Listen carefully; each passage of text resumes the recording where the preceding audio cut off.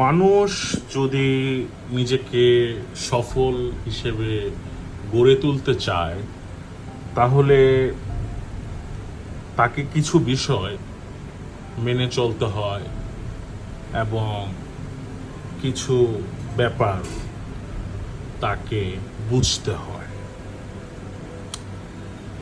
এর ভিতর মানুষ সবসময় দুটি বিষয়, যেটা একে অপরের সাথে অনেকটাই কানেকশন আছে, সেটা হচ্ছে ধৈর্য এবং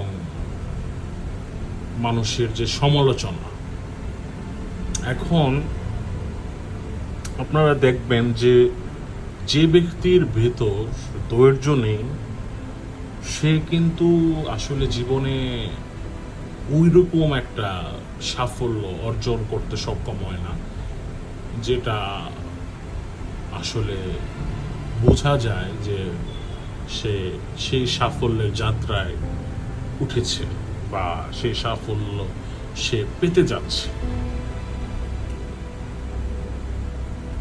আসলে বিভিন্ন মানুষের ক্ষেত্রে দেখা যায় যে ব্যর্থতা আসলে কেন হয়। মানুষের যখন ধৈর্যের অভাব হয় এবং এই একটি দুর্বলতাই, হ্যাঁ, যেটা মানুষকে খুব দুর্বল করে তোলে মানসিকভাবে। এবং তবে চেষ্টা করলে এই দুর্বলতা কাটিয়ে ওঠা সম্ভব। এই জন্য আমাদের মনের ভিতর প্রচুর আকাঙ্ক্ষা থাকতে হবে। আপনার জীবনে আপনি যা কিছুই আসলে করতে যান, সব কিছু আসলে শুরু হয় আকাঙ্ক্ষা থেকে বা ইচ্ছা থেকে। এটাই আপনার সব কিছু শুরুর একটা স্টার্টিং, একটা পয়েন্ট। এবং আপনার আকাঙ্ক্ষা বা আপনার ইচ্ছা শক্তি যতটা স্ট্রং হবে এবং শক্তিশালী হবে, আপনার ফলাফলও ঠিক সেরকমটি হবে। এবং আপনার আকাঙ্ক্ষা বা ইচ্ছা শক্তি যদি দুর্বল হয়, এবং তখন দেখবেন এই ফলাফলটাও দুর্বল হবে, কারণ আপনার প্রচেষ্টা ওই রকমই হবে যেরকমটি আপনি ইচ্ছা করবেন। আপনার ভেতরে যদি ধৈর্যের অভাব থাকে, তাহলে আপনার এটি খুব কঠিন একটি দুর্বলতা। আপনার জীবনে যদি এরকম হয় যে আপনি আসলে জীবনে কি চান তা বের করতে পারছেন না, তাহলে আপনাকে বুঝতে হবে যে আপনার ভিতর ধৈর্যের অভাব আছে। আপনি যদি এমন হন যে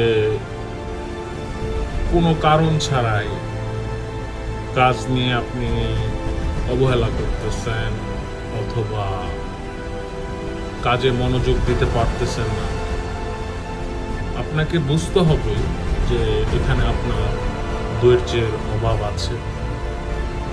আপনি যদি এমন হন যে আপনার কোনো জ্ঞান অর্জন করতে ইচ্ছা করে না, বই পড়তে ইচ্ছা করে না, কোনো সামাজিক কাজ করতে ইচ্ছা করে না, তাহলেও আপনাকে বুঝতে হবে যে আপনার ভিতর ধৈর্যের অভাব আছে। আপনি যদি এমন হন যে আপনি প্রায় সব কিছুতে একটা সিদ্ধান্তহীনতায় ভুগতেছেন, সিদ্ধান্ত নিতে পারতেছেন না, বারবার সিদ্ধান্তহীনতায় ভুগছেন, তখন আপনাকে বুঝতে হবে যে আপনার ভেতর ধৈর্যের অভাব আছে। আপনি যদি কোনো সমস্যা সমাধানে নির্দিষ্ট পরিকল্পনা না করে যদি হুটহাট সিদ্ধান্ত দিয়ে বা তাৎক্ষণিক প্রতিক্রিয়া দেখিয়ে সমস্যাটাকে সমাধান করতে চান, যদি আপনি পরিকল্পনা করতে না চান, আপনি যদি মনে করেন পরিকল্পনা করতে গেলে সময় ব্যয় হবে, দরকার নাই, বা এরকম যদি একটা মন মানসিকতা থাকে, প্ল্যানিং করার যে একটা ইচ্ছা বা আকাঙ্ক্ষা, প্ল্যানিং বা পরিকল্পনাটাকে নিজের ভিতর অ্যাকসেপ্ট করে নেওয়া কিংবা এটার জন্য সময় ব্যয় করা, এটাকে গুরুত্ব সহকারে দেখা, যদি আপনার কাছে মনে হয় যে পরিকল্পনা করা উচিত না বা পরিকল্পনা না করে হুটহাট ডিসিশন আমি নিয়ে নিই, তাহলেও বুঝতে হবে যে আপনার ভেতর ধৈর্যের অভাব আছে। আপনি যদি এমন হন যে আপনার মনে হচ্ছে যে আপনার জীবন শেষ, আপনার কোনো কিছু ভালো লাগে না, বা আপনার ভিতর কোনো অনুভূতি নেই, বা আপনি উদাসীন, কোনো অনুভূতি কাজ করতেছে না, তাহলেও আসলে বুঝতে হবে যে এখানে একটা ধৈর্যের অভাব আপনার ভিতর আছে, যার ফলে এই জিনিসগুলো তৈরি হচ্ছে।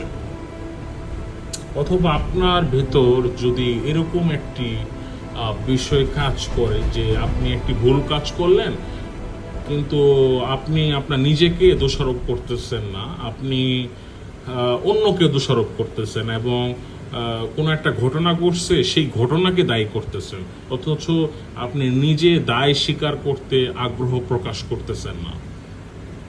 এটাও এক প্রকার আপনাকে মনে করতে হবে যে আপনার ভিতর ধৈর্যের অভাব আছে।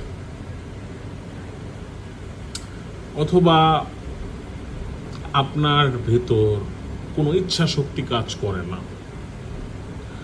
কোনো একটা কাজ যদি আপনার কাছে প্রথমেই একটু কঠিন মনে হয়, আপনি দেখেন যে হাল ছেড়ে দিচ্ছেন, আপনি হয়তো মনে মনে বলছেন যে আর হবে না, আর পারবো না, বা আমাকে দিয়ে হবে না। তো এটাও আসলে এক প্রকার ধৈর্যের অভাব থেকেই আপনার ভিতরে এই চিন্তাগুলো আসে। অথবা আপনি যদি আর্থিকভাবে অসচ্ছল হন, অনেক সময় দেখা যায় যে আপনার ভিতর তেমন আকাঙ্ক্ষা কাজ করে না, আপনি আপনার যে দারিদ্রতা, এটাকে আপনি অনেক সময় সহজেই মেনে নিচ্ছেন এবং এটা নিয়ে আপনি জীবনযাপন করছেন এবং আপনার ভিতর কোনো উচ্চ আকাঙ্ক্ষা নাই, আপনার ভিতর এই চিন্তা নেই যে আপনি জীবনে কিছু করবেন কিংবা আপনাকে জীবনে কিছু করতে হবে। আসলে ধৈর্যহীন ব্যক্তিদের জীবনে উচ্চ আকাঙ্ক্ষা থাকে। আপনাকে বুঝতে হবে তখন যে আপনার ভিতর ধৈর্যের অভাব আছে। অথবা আপনি যদি চিন্তা করেন যে আচ্ছা কিভাবে আমি শর্টকাটে গাড়ি, ফ্ল্যাট, প্লট, শর্টকাটে কিভাবে আমি ধনী হতে পারি, যদি শর্টকাট চিন্তা সবসময় করেন, শর্টকাট চিন্তা যদি সবসময় করেন, তাহলে আপনি দেখবেন যে আসলে আপনার ভিতর ধৈর্যের অভাব আছে। অথবা আপনি অনেক সময় যদি এমন হয় যে মানুষ আপনাকে নিয়ে সমালোচনা করছে, আপনি ভয় পাচ্ছেন, এবং অনেকেই আছে যারা তাদের আত্মীয় স্বজন, বন্ধু বান্ধব দ্বারা সমালোচনার শিকার হয় এবং ভালোভাবে নিজেদের মতো করে জীবনযাপন করতে পারে না, সমালোচনাকে ভয় পায়, অথবা অসুখী হয়, ভুল সমালোচনার ভয়ে ভুল জীবনসঙ্গী বেছে নেয়, অথবা একটি দুর্দশাময় জীবনযাপন করে। তখন আসলে যে সমালোচনাকে যে তারা ভয় পায়, আবার অনেক সময় এই সমালোচনার কারণে তারা যেভাবে জীবনযাপন করছে, তাদের কাছে যদি এটা ভালো না লাগে, তারা যদি আবার ভুলগুলো শুধরাতে যায়, তখনও তাদের মনে হয় আবার যদি সমালোচনার শিকার হই আমি। এই সমালোচনার ভয়ে তখন নিজের ভুলগুলো অনেকে শুধরাতে চায় না। আপনি দেখবেন যে বাংলাদেশে লাখ লাখ মানুষ যারা বয়স্ক হয়ে গেছে একটা সময়, এখন চাচ্ছে যে তারা যেহেতু আগে পড়াশোনা বা তাদের শিক্ষা গ্রহণ তেমন করতে পারে নাই, তো এখন যেহেতু একটু সামর্থ্য হয়েছে বা নিজেকে একটি বয়সে আবদ্ধ হয়েছে, নিজের ছেলে সন্তান নাতি নাত আছে, তো এখন চাচ্ছে তারা যে এখন যদি শিক্ষা অর্জন করা যায়, কারণ শিক্ষা অর্জনের কিন্তু কোনো বয়স নেই। দেখবেন এই বাংলাদেশের লাখ লাখ মানুষ যারা শিক্ষা গ্রহণ করতে চায় কিন্তু তারা পারে না, একমাত্র কারণ সমালোচনার ভয়। দেখবেন আপনারা তারা হয়তো ছোটবেলায় নানান কারণে, নানান প্রতিবন্ধকতার কারণে তারা পড়াশোনার সুযোগ পায় না, এবং অসংখ্য নারী তারাও অনেক সময় পড়াশোনার সুযোগ পায় নাই ছোট বয়সে, কিন্তু তারা সমালোচনার ভয়ে এটি পারে না। অসংখ্য নারী পুরুষ আপনারা দেখবেন যে তাদের এই যে কর্তব্য পালন, এটা করে এই কর্তব্য পালনের নামে নিজেদের জীবনটাকে শেষ করে দিচ্ছে। কেন? সমালোচনার ভয়। মানুষ ব্যবসা বাণিজ্যে ঝুঁকি নিতে চায় না, কারণ তারা ভয় পায় যে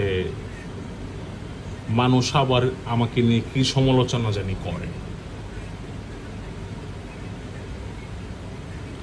মানুষ দেখবেন যে তার একটি বড় স্বপ্ন সে দেখেছে, সে হয়তো কৃষকের ছেলে, কিন্তু সে দেখেছে স্বপ্ন যে সে একদিন অনেক বড় ব্যবসায়ী, কিন্তু সেটা মানুষ, সেই ছেলেটি কারো কাছে বলতে পারে না বা এই স্বপ্নটি কারো কাছে শেয়ার করতে পারে না। তার একটা মাত্র কারণ হচ্ছে সমালোচনা। মানুষ অনেক উঁচু আশা করে এবং সেটা তার বন্ধুর সাথে শেয়ার করতে পারে না, সমালোচনার ভয়ে, অনুৎসাহিত করার ভয়ে।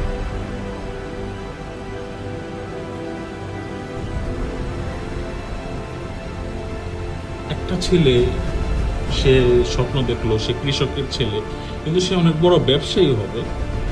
তো এখন অনেক সময় তার আত্মীয় স্বজন তারা অনুৎসাহিত করে সে ছেলেকে, তুমি গরিব ঘরের ছেলে, তুমি এত টাকা কিভাবে পাবে, তুমি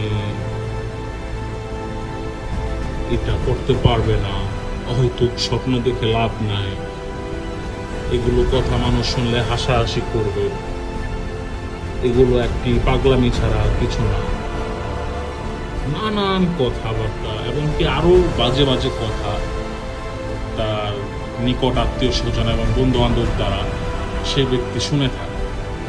সেটি এক ব্যক্তি না, এটি বাংলাদেশে লাখ লাখ কোটি কোটি মানুষের পরে, কোটি কোটি তরুণ বৃদ্ধ বয়স্ক সকল মানুষ এই ধৈর্য অভাব এবং সমালোচনার ভয়, এই দুটি জিনিস দ্বারা আবদ্ধ হয়ে আছে। আর এই একটি মাত্র কারণে, এই দুটি সমস্যার সমন্বয়ে আজ বাংলাদেশ এতটা পিছিয়ে আছে।